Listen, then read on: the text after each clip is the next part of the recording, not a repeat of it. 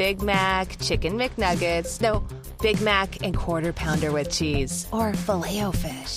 You'd be doing the same thing if you were at McDonald's, because you can choose not just one, but 2 of your favorites for just $6. Tasty Big Mac, crispy 10-piece Chicken McNuggets, juicy Quarter Pounder with cheese, or savory Filet-O-Fish. Enjoy 2 of your all-time favorites for just $6, if you can decide on the 2. Prices and participation may vary. Cannot be combined with any other offer or combo meal. Single item at regular price. लीजिए सुनिए प्रेमचंद की लिखी कहानी कामना तरु। वाचन समीर गोस्वामी का है। राजा इंद्रनाथ का देहांत हो जाने के बाद कुंवर राजनाथ को शत्रुओं ने चारों ओर से ऐसा दबाया कि उन्हें अपने प्राण लेकर एक पुराने सेवक की शरण जाना पड़ा, जो एक छोटे से गांव का जागीरदार था। कुंवर स्वभाव से ही शांति प्रिय, रसिक, हंस खेलकर समय काटने वाले युवक थे।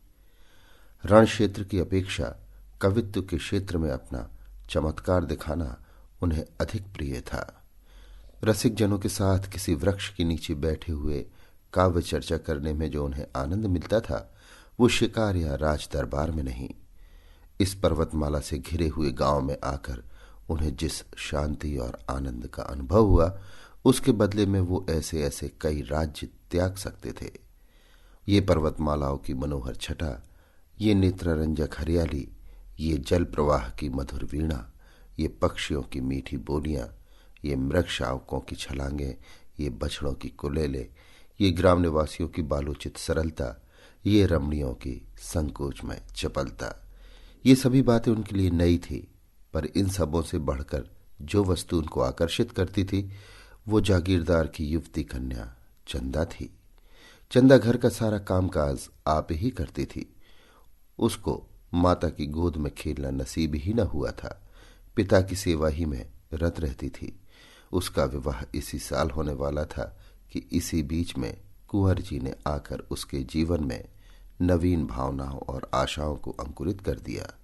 उसने अपने पति का जो चित्र मन में खींच रखा था, वो मानो रूप धारण करके उसके सम्मुख आ गया। कुंवर की आदर्श रमणी भी चंदा ही के रूप में अवतरित हो गई। लेकिन कुंवर समझते थे, मेरे ऐसे भाग्य कहाँ। चंदा भी समझती थी, कहाँ ये और कहाँ मैं। दोपहर का समय था और जेठ का महीना।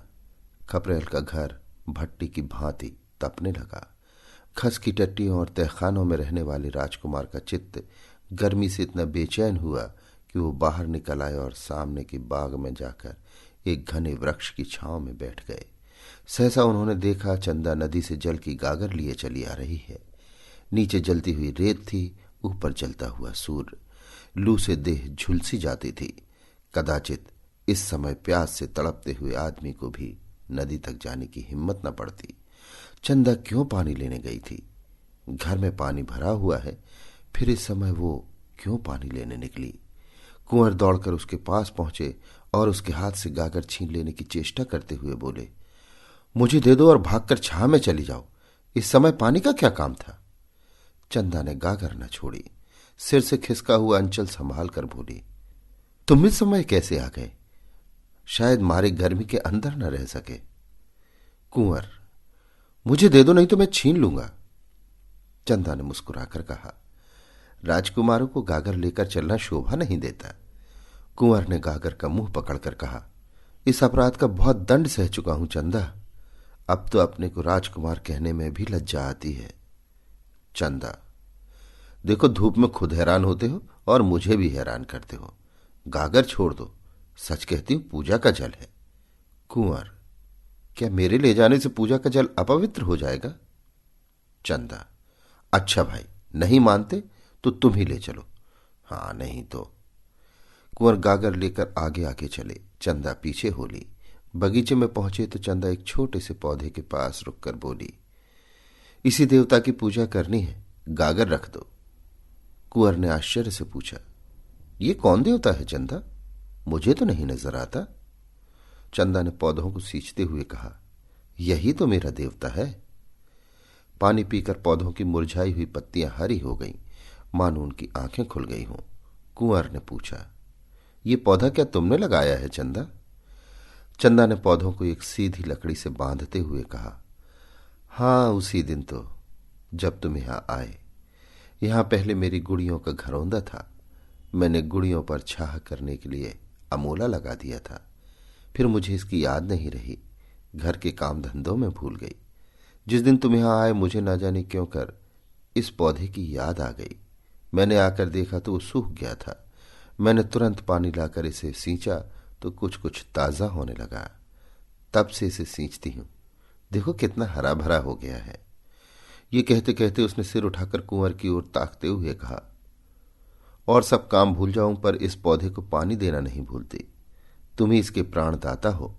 तुम ही ने आकर इसे जिला दिया, नहीं तो बेचारा सूख गया होता। ये तुम्हारे शुभागमन का स्मृति चिन्ह है। जरा इसे देखो, मालूम होता है हंस रहा है।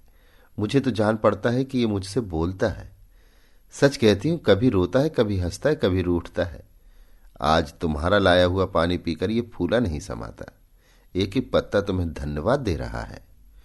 कुंवर को ऐसा जान पड़ा मानो वो पौधा कोई नन्हा सा क्रीड़ाशील बालक है। जैसे चुम्बन से प्रसन्न होकर बालक गोद में चढ़ने के लिए दोनों हाथ फैला देता है, उसी भांति ये पौधा भी हाथ फैलाए जान पड़ा। उसके एक एक अणु में चंदा का प्रेम झलक रहा था। चंदा के घर में खेती के सभी औजार थे। कुंवर एक फावड़ा उठा लाए और पौधे का एक थाल बनाकर चारों ओर ऊंची मेड़ उठा दी। फिर खुरपी लेकर अंदर की मिट्टी को गौड़ दिया। पौधा और भी लहलहा उठा। चंदा बोली, कुछ सुनते हो क्या कह रहा है? कुंवर ने मुस्कुराकर कहा, हाँ, कहता है अम्मा की गोद में बैठूंगा। चंदा, नहीं कह रहा है इतना प्रेम करके भूल न जाना। मगर कुंवर को अभी राजपुत्र होने का दंड भोगना बाकी था। शत्रुओं को न जाने कैसे उनकी टोह मिल गई। इधर तो हित चिंतकों के आग्रह से विवश होकर बूढ़ा कुबेर सिंह चंदा और कुंवर के विवाह की तैयारियां कर रहा था। उधर शत्रुओं का एक दल सिर पर आ पहुंचा। कुंवर ने उस पौधे के आसपास फूल पत्ते लगाकर एक फुलवारी सी बना दी थी। पौधे को सींचना अब उनका काम था। प्रातःकाल वो कंधों पर कांवर रखे नदी से पानी ला रहे थे कि 10-12 आदमियों ने उन्हें रास्ते में घेर लिया। कुबेर सिंह तलवार लेकर दौड़ा, लेकिन शत्रुओं ने उसे मार गिराया। अकेला अस्त्रहीन कुंवर क्या करता? कंधों पर कांवर रखे हुए बोला, अब क्यों मेरे पीछे पड़े हो भाई? मैंने तो सब कुछ छोड़ दिया। सरदार बोला, हमें आपको पकड़ ले जाने का हुक्म है। तुम्हारा स्वामी मुझे इस दशा में भी नहीं देख सकता। खैर, अगर धर्म समझो तो कुबेर सिंह की तलवार मुझे दे दो, अपनी स्वाधीनता के लिए लड़कर प्राण दूं। इसका उत्तर यही मिला कि सिपाहियों ने कुंवर को पकड़कर मुश्कें कस दी और उन्हें एक घोड़े पर बिठाकर घोड़े को भगा दिया। कांवर वहीं पड़ी रह गई। उसी समय चंदा घर से निकली। देखा कांवर पड़ी हुई है और कुंवर को लोग घोड़े पर बिठाए जा रहे हैं। चोट खाए हुए पक्षी की भांति वो कई कदम दौड़ी, फिर गिर पड़ी। उसकी आंखों में अंधेरा छा गया। सहसा उसकी दृष्टि पिता की लाश पर पड़ी। वो घबरा कर उठी और लाश के पास जा पहुंची। कुबेर अभी मरा न था, प्राण आंखों में अटके हुए थे। चंदा को देखते ही क्षीण स्वर में बोला, बेटी। कुंवर। इसके आगे वो कुछ न कह सका। प्राण निकल गए, पर इस शब्द कुंवर ने उसका आशय प्रकट कर दिया। 20 वर्ष बीत गए, कुंवर कैद से न छूट सके। ये एक पहाड़ी किला था। जहां तक निगाह जाती पहाड़ियां ही नजर आती। किले में उन्हें कोई कष्ट न था। नौकर चाकर, भोजन, वस्त्र, सैर, शिकार, किसी बात की कमी न थी। पर उस वियोगाग्नि को कौन शांत करता जो नित्य कुंवर के हृदय में जला करती थी। जीवन में उनके लिए अब कोई आशा न थी, कोई प्रकाश न था। अगर कोई इच्छा थी तो यही कि एक बार उस प्रेम तीर्थ की यात्रा कर लें, जहां उन्हें वो सब कुछ मिला जो मनुष्य को मिल सकता है। उनके मन में एकमात्र यही अभिलाषा थी कि उन पवित्र स्मृतियों से रंजित भूमि के दर्शन करके जीवन का उसी नदी के तट पर अंत कर दें। वही नदी का किनारा, वही वृक्ष का कुंज, वही चंदा का छोटा सा सुंदर घर उसकी आंखों में फिरा करता। और वो पौधा जिसे उन दोनों ने मिलकर सींचा था, उसमें तो मानो उसके प्राण ही बसते थे। क्या वो दिन भी कभी आएगा जब उस पौधे को हरी हरी पत्तियों से लदा हुआ देखेगा? कौन जाने वो अब है भी या सूख गया? कौन अब उसको सींचता होगा? चंदा इतने दिनों अविवाहित थोड़ी ही बैठी होगी, ऐसा संभव भी तो नहीं। उसे अब मेरी सुध भी न होगी। हाँ, शायद कभी अपने घर की याद खींच लाती हो तो पौधे को देखकर उसे मेरी याद आ जाती हो। मुझ जैसे अभागे के लिए इससे अधिक वो और कर ही क्या सकती है। उस भूमि को एक बार देखने के लिए वो अपना जीवन दे सकता था, पर यह अभिलाषा न पूरी होती थी। आह, एक युग बीत गया। शोक और नैराश्य ने उठती जवानी को कुचल दिया। न आंखों में ज्योति रही, न पैरों में शक्ति। जीवन क्या था? एक दुखदाई स्वप्न था। उस सघन अंधकार में उसे कुछ न सूझता था। बस जीवन का आधार एक अभिलाषा थी, एक सुखद स्वप्न जो जीवन में न जाने कब उसने देखा था। एक बार फिर वही स्वप्न देखना चाहता था। फिर उसकी अभिलाषाओं का अंत हो जाएगा। उसे कोई इच्छा न रहेगी। सारा अनंत भविष्य, सारी अनंत चिंताएं इसी एक स्वप्न में लीन हो जाती थी। उसके रक्षकों को अब उसकी ओर से कोई शंका न थी। उन्हें उस पर दया आती थी। रात को पहरे पर केवल कोई एक आदमी रह जाता था और लोग मीठी नींद सोते थे। कुंवर भाग सकता था, इसकी कोई संभावना, कोई शंका न थी। यहां तक कि एक दिन ये सिपाही भी निशंक होकर बंदूक लिए लेट रहा। निद्रा किसी हिंसक पशु की भांति ताक लगाए बैठी थी। लेटते ही टूट पड़ी। कुंवर ने सिपाही की नाक की आवाज सुनी। उनका हृदय बड़े वेग से उछलने लगा। ये अवसर आज कितने दिनों बाद मिला था। वो उठे, मगर पांव थर थर कांप रहे थे। बरामदे के नीचे उतरने का साहस न हो सका। कहीं इसकी नींद खुल गई तो हिंसा उनकी सहायता कर सकती थी। सिपाही के बगल में उसकी तलवार पड़ी थी, पर प्रेम का हिंसा से बैर है। कुंवर ने सिपाही को जगा दिया। वो चौंक कर उठ बैठा। रहा सहा संशय भी उसके दिल से निकल गया। दूसरी बार जो सोया तो खर्राटे लेने लगा। प्रातःकाल जब उसकी निद्रा टूटी तो उसने लपक कर कुंवर के कमरे में झांका। कुंवर का पता न था। कुंवर इस समय हवा के घोड़े पर सवार कल्पना की द्रुत गति से भागा जा रहा था, उस स्थान को जहां उसने सुख स्वप्न देखा था। किले में चारों ओर तलाश हुई। नायक ने सवार दौड़ाए, पर कहीं पता न चला। पहाड़ी रास्तों को काटना कठिन, उस पर अज्ञातवास की कैद, मृत्यु के दूत पीछे लगे हुए, जिनसे बचना मुश्किल। कुंवर को कामना तीर्थ में महीनों लग गए। जब यात्रा पूरी हुई तो कुंवर में एक कामना के सिवा और कुछ शेष न था। दिन भर की कठिन यात्रा के बाद जब वो उस स्थान पर पहुंचे तो संध्या हो गई थी। वहां बस्ती का नाम भी न था। 2-4 टूटे फूटे झोपड़े उस बस्ती के चिन्ह स्वरूप शेष रह गए थे। वो झोपड़ा जिसमें कभी प्रेम का प्रकाश था, जिसके नीचे उन्होंने जीवन के सुखमय दिन काटे थे, जो उनकी कामनाओं का आगार और उपासना का मंदिर था, अब उनकी अभिलाषाओं की भांति भग्न हो गया था। झोपड़े की भग्नावस्था मूक भाषा में अपनी करुण कथा सुना रही थी। कुंवर उसे देखते ही चंदा चंदा पुकारते हुए दौड़े। उन्होंने उस रज को माथे पर मला, मानो किसी देवता की विभूति हो, और उसकी टूटी हुई दीवारों से चिमटकर बड़ी देर तक रोते रहे। हाय रे अभिलाषा! वो रोने ही के लिए इतनी दूर से आए थे। रोने की अभिलाषा इतने दिनों से उन्हें विकल कर रही थी, पर इस रुदन में कितना स्वर्गीय आनंद था। क्या समस्त संसार का सुख इन आंसुओं की तुलना कर सकता था? तब वो झोपड़े से निकले। सामने मैदान में एक वृक्ष हरे हरे नवीन पल्लवों को गोद में लिए मानो उनका स्वागत करने खड़ा है। ये वो पौधा है जिसे आज से 20 वर्ष पहले दोनों ने आरोपित किया था। कुंवर उन्मत्ता की भांति दौड़े और जाकर उस वृक्ष से लिपट गए, मानो कोई पिता अपने मातृहीन पुत्र को छाती से लगाए हुए हो। ये उसी प्रेम की निशानी है, उसी अक्षय प्रेम की, जो इतने दिनों के बाद आज इतना विशाल हो गया है।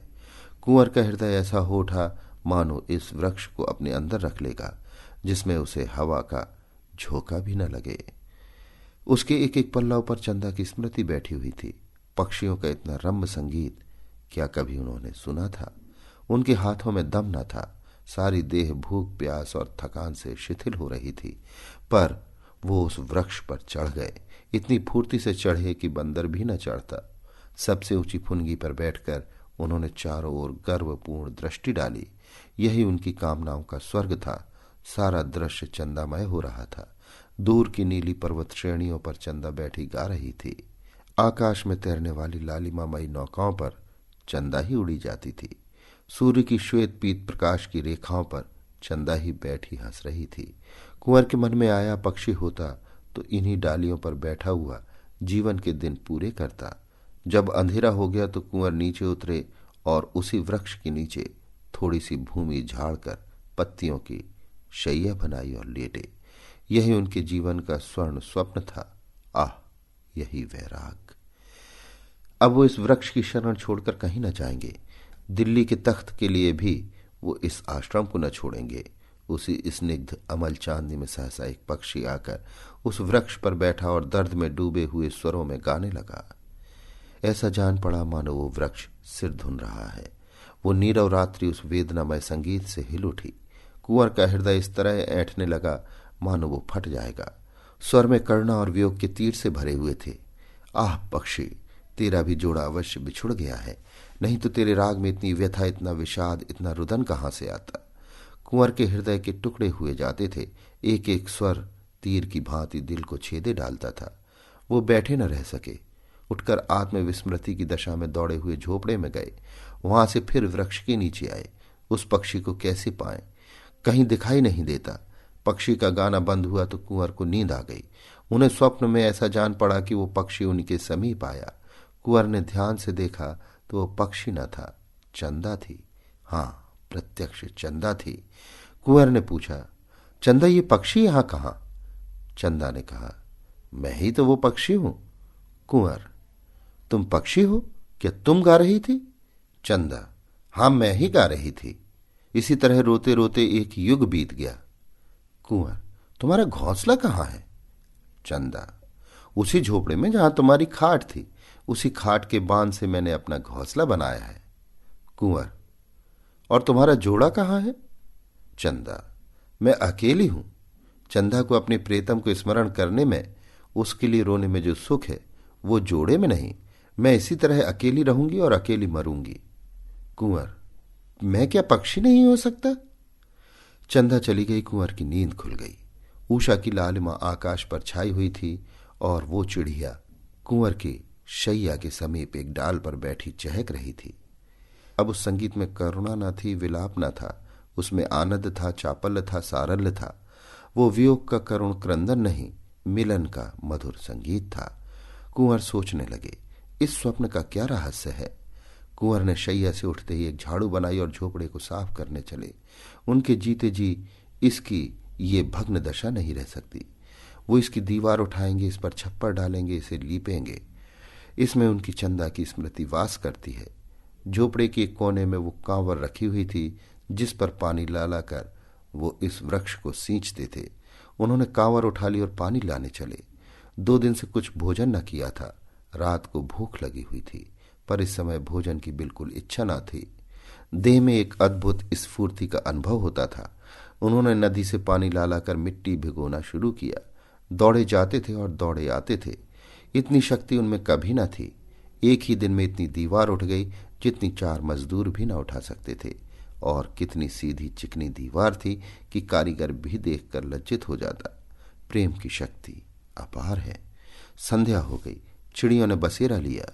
वृक्षों ने भी आंखें बंद की, मगर कुंवर को आराम कहाँ।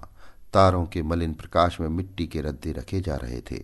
हाय रे कामना, क्या तू इस बेचारे के प्राण ही लेकर छोड़ेगी? वृक्ष पर पक्षी का मधुर स्वर सुनाई दिया। कुंवर के हाथ से घड़ा छूट गया। हाथ और पैरों में मिट्टी लपेटकर वो वृक्ष के नीचे जाकर बैठ गए। उस स्वर में कितना लालित्य था, कितना उल्लास, कितनी ज्योति। मानव संगीत उसके सामने बेसुरा आलाप था।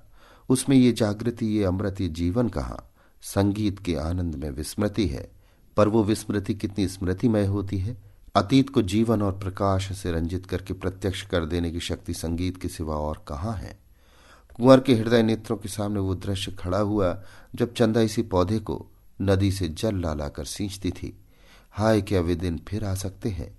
सहसा एक बटोही आकर खड़ा हो गया और कुंवर को देखकर वो प्रश्न करने लगा जो साधारणतः 2 अपरिचित प्राणियों में हुआ करते हैं। कौन हो, कहाँ से आते हो, कहाँ जाओगे? पहले वो इसी गांव में रहता था, पर जब गांव उजड़ गया तो समीप के एक दूसरे गांव में जा बसा। अब भी उसके खेत यहाँ थे। रात को जंगली पशु से अपने खेतों की रक्षा करने के लिए वो आकर सोता था। कुंवर ने पूछा, तुम्हें मालूम है इस गांव में कुबेर सिंह ठाकुर रहते थे? किसान ने बड़ी उत्सुकता से कहा, हाँ हाँ भाई, जानता क्यों नहीं। बेचारे यहीं तो मारे गए। तुमसे भी क्या उनकी जान पहचान थी?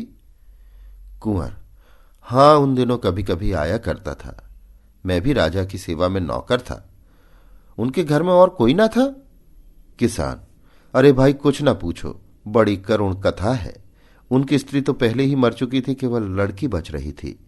आह, कैसी सुशील, कैसी सुघड़ लड़की थी।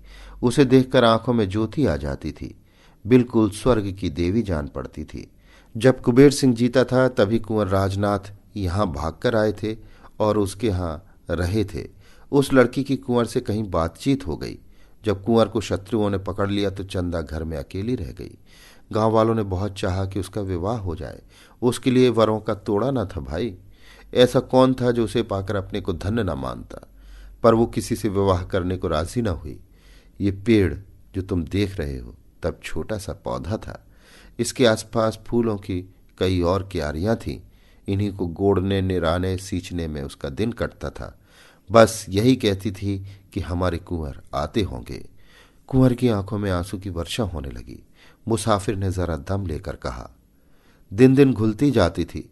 तुम्हें विश्वास न आएगा भाई, उसने 10 साल इसी तरह काट दिए। इतनी दुर्बल हो गई थी कि पहचान ही न जाती थी। पर अब भी उसे कुंवर साहब के आने की आशा बनी हुई थी। आखिर एक दिन इसी वृक्ष के नीचे उसकी लाश मिली। ऐसा प्रेम कौन करेगा भाई। कुंवर न जाने मरे कि जिए, कभी उन्हें इस विरहिणी की याद भी आती है कि नहीं। पर इसने तो प्रेम को ऐसा निभाया जैसा चाहिए। कुंवर को ऐसा जान पड़ा मानो हृदय फटा जा रहा है। वो कलेजा थाम कर बैठ गए। मुसाफिर के हाथ में एक सुलगता हुआ उपला था। उसने चिलम भरी और 2-4 दम लगाकर बोला, उसके मरने के बाद ये घर गिर गया। गांव पहले ही उजाड़ था, अब तो और भी सुनसान हो गया। 2-4 आदमी यहां आ बैठते थे। अब तो चिड़िया का पूत भी यहां नहीं आता। उसके मरने के कई महीने बाद यही चिड़िया इस पेड़ पर बोलती हुई सुनाई दी। तब से बराबर इसे यहां बोलते सुनता हूं। रात को सभी चिड़ियां सो जाती हैं, पर यह रात भर बोलती रहती है। इसका जोड़ा कभी नहीं दिखाई दिया, बस फुट्टेल है। दिन भर उसी झोपड़े में पड़ी रहती है, रात को इस पेड़ पर आकर बैठती है।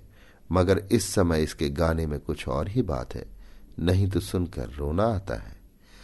ऐसा जान पड़ता है मानो कोई कलेजे को महसूस रहा है। मैं तो कभी कभी पड़े पड़े रो दिया करता हूं। सब लोग कहते हैं कि ये वही चंदा है, अब भी कुंवर के वियोग में विलाप कर रही है। मुझे भी ऐसा जान पड़ता है। आज न जाने क्यों मगन है।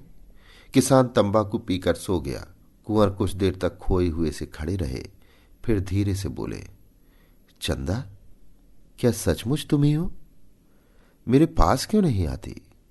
एक क्षण में चिड़िया आकर उनके हाथ पर बैठ गई। चंद्रमा के प्रकाश में कुंवर ने चिड़िया को देखा। ऐसा जान पड़ा मानो उनकी आंखें खुल गई हों, मानो आंखों के सामने से कोई आवरण हट गया हो। पक्षी के रूप में भी चंदा की मुखाकृति अंकित थी।